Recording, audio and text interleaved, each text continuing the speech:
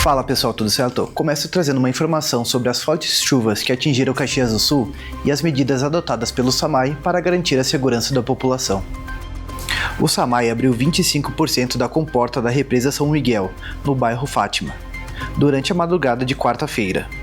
A medida preventiva foi adotada devido ao grande volume de chuva registrado nas últimas horas e tem como objetivo manter o nível da água abaixo do limite de segurança. Na manhã de quarta-feira, o reservatório estava 90 centímetros abaixo do desaguadouro.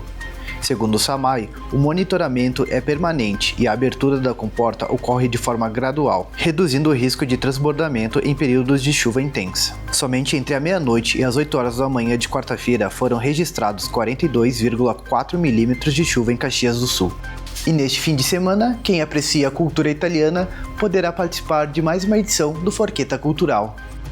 A comunidade de Nossa Senhora de Loreto recebe neste domingo, 1º de agosto, mais uma edição do projeto Forchetta Cultural. A programação começa às 3 horas da tarde, no Salão da Igreja, com entrada gratuita. O público poderá acompanhar apresentações do grupo Filó Felice Persone e do grupo Nani, que levam música, dança e brincadeiras inspiradas nas tradições da imigração italiana. Como acontece em todas as edições, os participantes são convidados a compartilhar comidas e bebidas em uma grande mesa coletiva. O projeto percorre comunidades do interior de Caxias do Sul há 7 anos, valorizando a cultura e fortalecendo a convivência entre os moradores.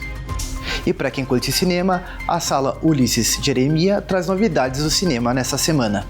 Estreia nessa semana os filmes Franz e Erupseja. O destaque fica para Franz, longa que retrata a trajetória do escritor Franz Kafka, um dos maiores nomes da literatura do século XX. Também seguem em cartaz dos filmes Nós Acreditamos em Você e Pequenas Criaturas, com sessões de quinta a domingo. Os ingressos custam R$20 a inteira e R$10 a meia entrada. Nas quintas-feiras, todos pagam um valor promocional de R$10. A sala está localizada no Centro de Cultura Ortavassi, situado no bairro Panassolo. Para saber mais sobre a sinopse e dias que vão estrear, você pode conferir no QR Code na tela. E eu fico por aqui, até a próxima!